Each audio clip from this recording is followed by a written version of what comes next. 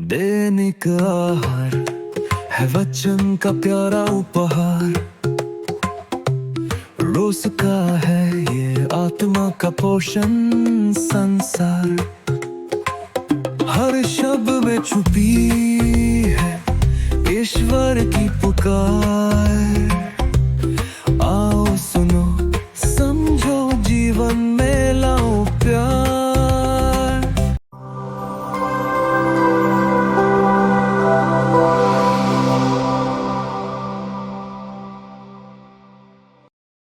संत लूकस का सुसमाचार अध्याय 24 वचन संख्या 13 से हम यीशु के 2 शिष्यों का जेरूसलम से एमाउस नामक नगर की यात्रा के बारे में पढ़ते हैं। एमाउस के रास्ते पर हमें एक अत्यंत सांत्वनादायक सत्य मिलता है। प्रभु स्वयं अपने शिष्यों के साथ चलने का चुनाव करते हैं।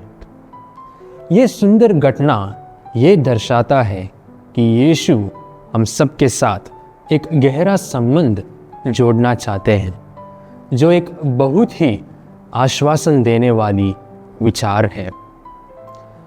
हमारी रोज की जिंदगी में कभी कभी इन 2 शिष्यों के भांति हमें भी लगता है कि हम अकेले हैं या प्रभु हमसे दूर हैं, पर यह सत्य है कि प्रभु हमेशा हमारे साथ चलते हैं।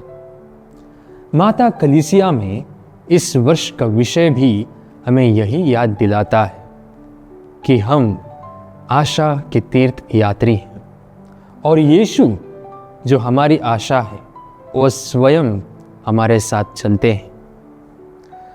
प्रिय दोस्तों, एमाउस की यात्रा में हम सुनते हैं कि प्रभु प्यार से पूछते हैं, क्या हुआ, तुम उदास क्यों हो?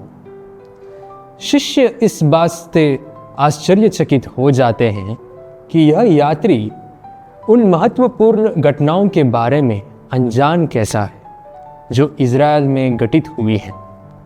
पर यीशु सब कुछ जानने के बावजूद उनसे पूछते हैं ताकि शिष्य अपने दुख और तकलीफ बांट सके। ये हमें याद दिलाता है कि यीशु हमारे कितने करीब हैं। वह सब कुछ जानते हैं, फिर भी हमारी बातें सुनना चाहते हैं। वह चाहते हैं कि हम अपने दिल की बातें उनसे करें और उनके साथ एक गहरा रिश्ता बनाएं। इस यात्रा के दौरान यीशु ने शिष्यों से व्याख्या की और उनसे पवित्र शास्त्र के वचन समझाने लगे। उन्होंने नबी मूसा से शुरुआत करके उन्हें समझाया कि कैसे सभी नबियों ने ख्रिस्त के बारे में लिखा है, और जब प्रभु उनसे बात कर रहे थे तब उनके हृदय में एक आग जलने लगी। ये इसलिए हुआ क्योंकि वह रात का समय था और उस शांति में उनका पूरा ध्यान सिर्फ यीशु के वचनों पर था।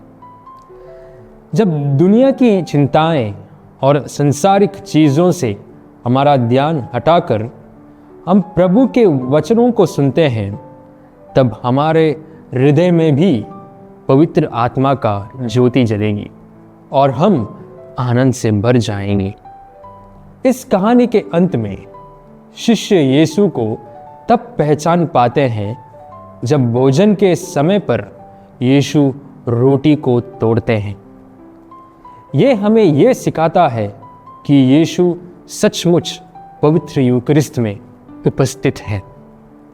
जैसे शिष्यों की आंखें खुल गई, वैसे ही हम भी यीशु को यूकरिस्त में पहचान पाते हैं।